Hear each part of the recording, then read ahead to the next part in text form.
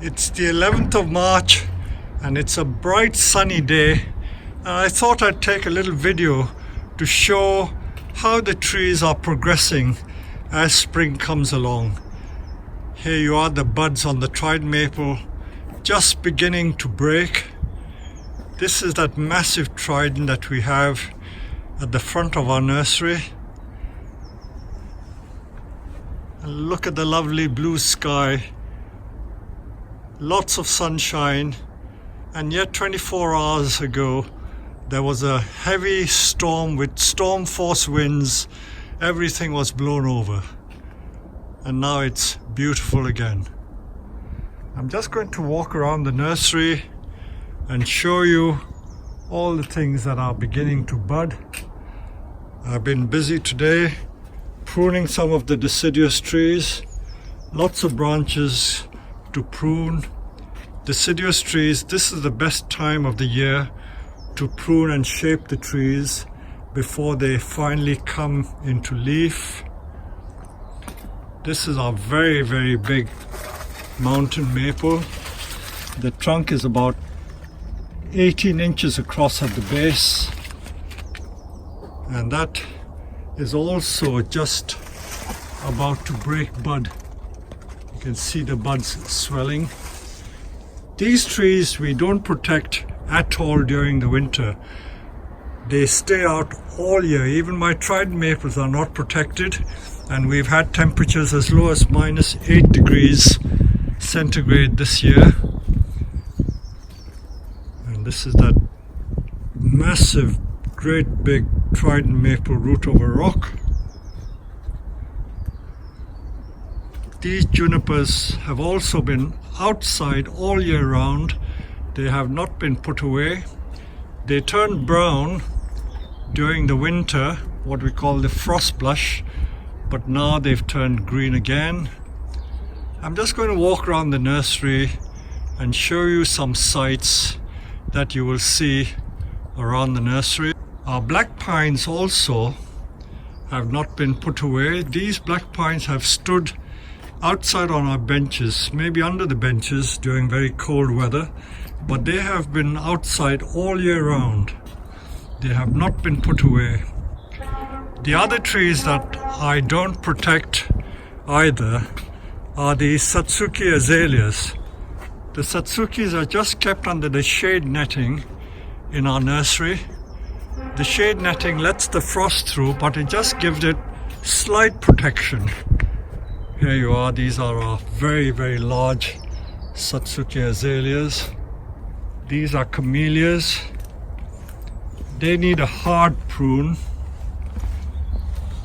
but I will prune them after they've flowered.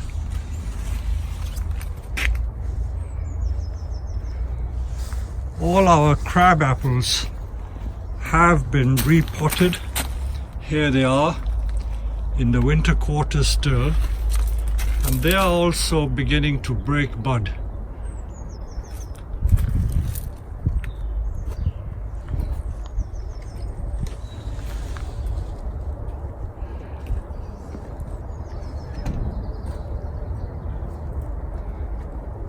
The maples, you can see the red maples are under the benches, but apart from that they do get frozen, except that they don't get the overhead frost. And that's all we do with them in the winter. They're not put away in the greenhouse. They're just put under the wooden slats of the benches and out in the open. So they have remained here. These we have just brought out from under the branches. These are the hundreds and hundreds of deishojos that we have, and they're already beginning to sprout their red leaves. And I would say in 2 weeks' time it will be completely full of leaf. The deishojos are one of the most popular of the maples that we sell. This is another very old Japanese white pine waiting to be restyled. We are now walking into our tunnel area.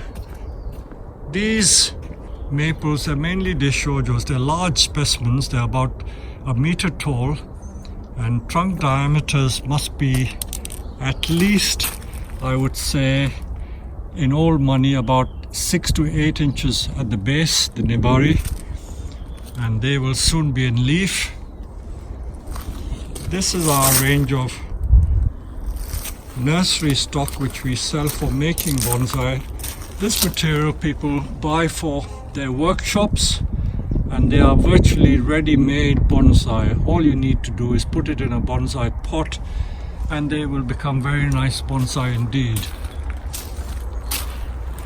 This is our main evergreen tunnel where you will find scores if not hundreds of white pines and junipers. This is a massive white pine, as you can see with my hand there. You can see how big the tree is. Just to show you the relative size. That's the trunk of the tree. Has to be rewired.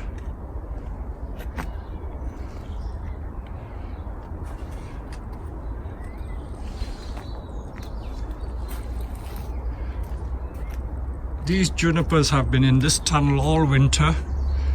They did turn brown in December and January, but the brown frost blush has almost disappeared. Now that we're into March, all the trees are beginning to turn bright green. As you can see, all our junipers are bright green. Here they are, rigidus with the juniper berries, rigida raft, large Chinese junipers, our very large Japanese white pine. That tree is about 2 meters across and about 1.5 meters tall, but it is a bonsai. Now we will go into our other tunnel, which is a deciduous tunnel, and here we have the trident maples. These are our very precious specimens. This root of a rock is called a hedgehog. This is the one that I've owned since 1974. My pride and joy. Was imported into the UK in 1962 by Bromwich & Young, the first company that imported bonsai into the UK, and I owned it since 1974. That trident maple is the one I bought from Mr. Kato, one of the younger Kato brothers.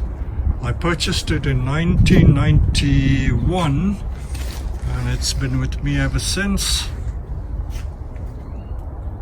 Just a general view of all the trident maples that we've just repotted. You can see they are all bursting into leaf. They are in this tunnel because they were potted early, so they needed some protection from the hard frost that you sometimes get in late and early spring. Something else I would like to show you. This is Prunus tomentosa, just about to flower.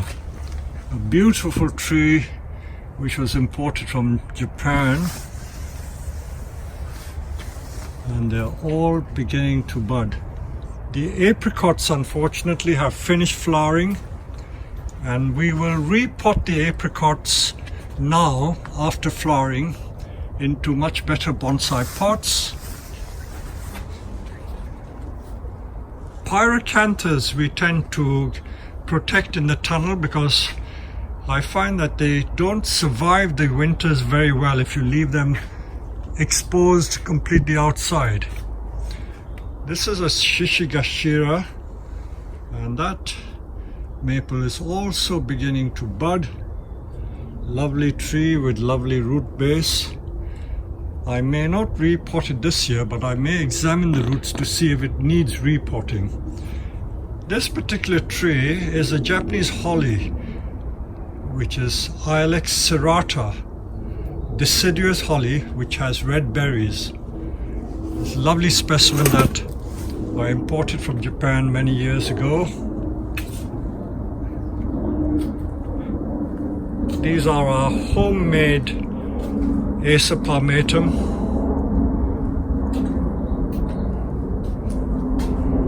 These dried maples have all been grown from seed for the last 25 or 30 years, and they are what we call semi-trained trees,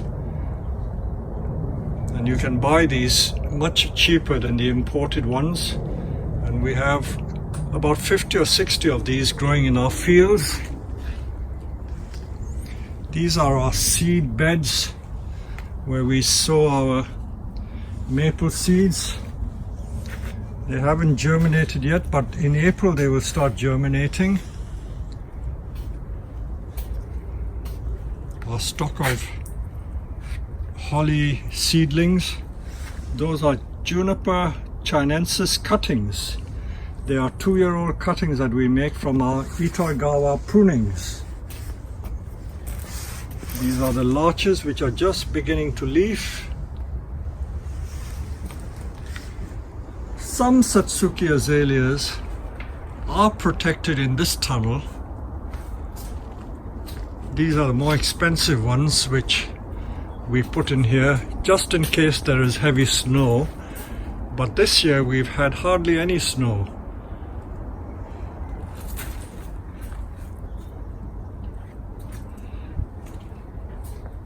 The thing to remember is when you keep trees in a tunnel, they need to be watered regularly because they don't get rain.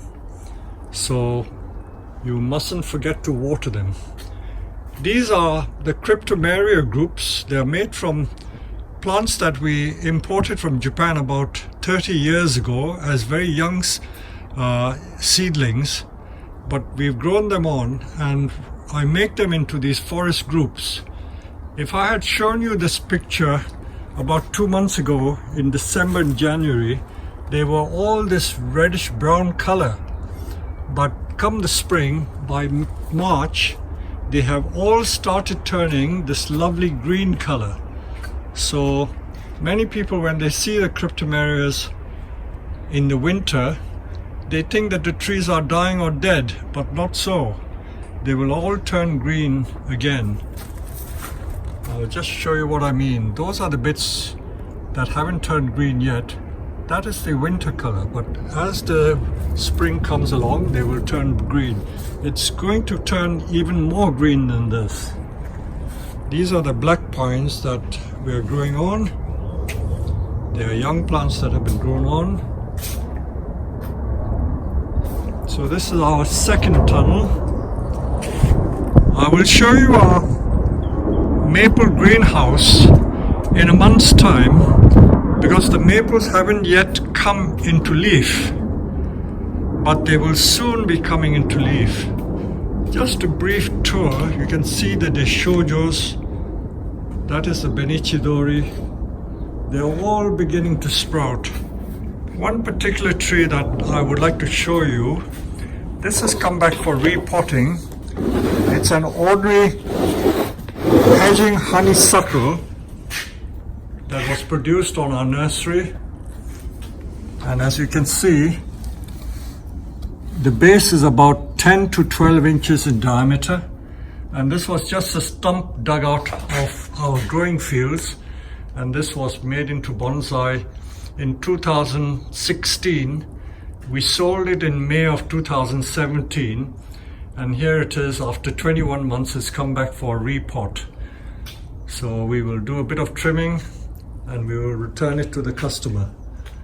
This is the time of year when customers bring lots of trees back for repotting. Now this particular customer has had this Chinese elm for the last 30 years. So when people say that they can't keep a Chinese elm alive, they must be doing something wrong. This customer has kept it well for such a long time. So it comes back every 3 or 4 years for repotting and a trim. And this is our repotting area. And this is what we are still doing on the 11th of March.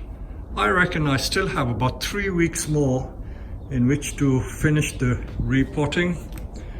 And to show you the magic mix that we use some of this baked clay, Japanese akadama, and then there is sphagnum moss peat and pine bark. So our standard compost has 5 different materials. So it's a mix that we have refined over the years, and it seems to work very well. So here is a general view of our back greenhouse where all the work goes on, and you can enjoy it on the video. If you can visit the nursery, so much the better. We would love to see you. I'm sorry I'm not showing my face in this video, but I hope you've enjoyed a tour of our nursery in spring. And I'm now just going to end by walking through this greenhouse and take you through the greenhouse into our Japanese gardens at the back, our pride and joy. While I'm passing, this great big yew was grown in the field for the last 25 years and then harvested this year, and it's on its way to becoming a bonsai. Here we are. It's almost like a lovely summer's day.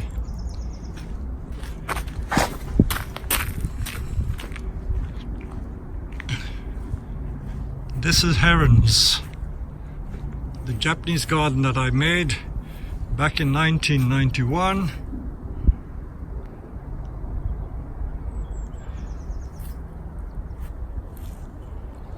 And that's the Heron Center, where we have conventions, workshops and teach-ins, our meditation center and learning center. Our growing fields are in that direction, but we will take you to the growing fields when the trees come into leaf. I hope you've enjoyed this video. Thank you very much. Bye.